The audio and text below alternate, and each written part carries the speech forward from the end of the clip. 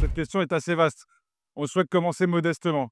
Dans un premier temps, ça ne vous aura pas échappé, nous sommes un petit territoire français à 10 000 km de l'Europe continentale, un territoire ultramarin dans l'océan Indien.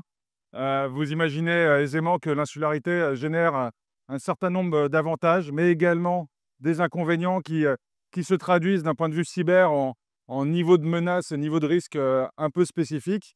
Donc on a déjà un premier sujet qui consiste à bien s'organiser, à bien se coordonner pour pouvoir avoir des solutions adaptées à notre territoire, à notre tissu économique, de manière à pouvoir élever le niveau de cybersécurité sur notre territoire.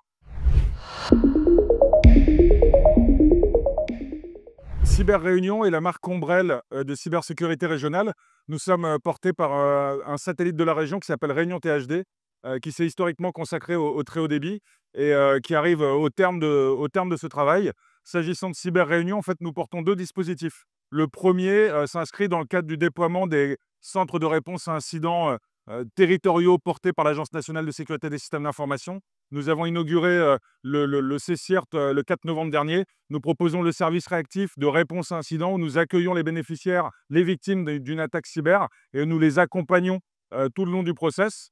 C'est un service réactif. Nous avons également décidé de développer des services proactifs de manière à pouvoir éviter de pouvoir accompagner nos bénéficiaires. Ça se traduit par plusieurs choses. De la détection et de la supervision de surfaces d'exposition sur le territoire réunionnais, sur les adresses IP réunionnaises. Ça se traduit par des actions de sensibilisation. Ça se traduit également par des diagnostics au travers du dispositif Mon Aide Cyber de l'Agence nationale de sécurité des systèmes d'information. Ça se traduit également par la publication de rapports sur l'état de la zone, sur l'état de la menace à La Réunion et plus largement dans la zone océan Indien. Et ça constitue voilà, les premières briques de ce CCIRT. On est également lauréat d'un projet européen qui s'appelle EDIH, Pôle européen d'innovation numérique en cybersécurité.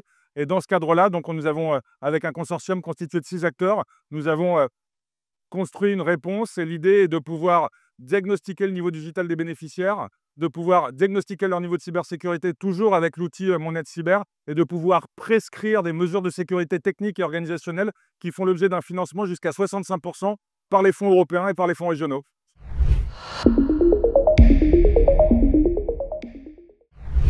On ressent effectivement que la thématique suscite de l'intérêt. C'est un domaine qui n'est pas encore pleinement couvert dans le cadre de nos activités, mais nous y travaillons. On réalisera un CTF avec le lycée Belle-Pierre d'ici la fin du mois d'avril. On a bien dans le spectre l'enjeu sur la jeunesse, l'enjeu sur la formation. On y travaille, on devrait avoir des annonces beaucoup plus concrètes l'année prochaine sur ce sujet. Une étape supplémentaire de franchie. Jusqu'à présent, nous étions effectivement visiteurs avec des délégations informelles d'entreprises réunionnaises.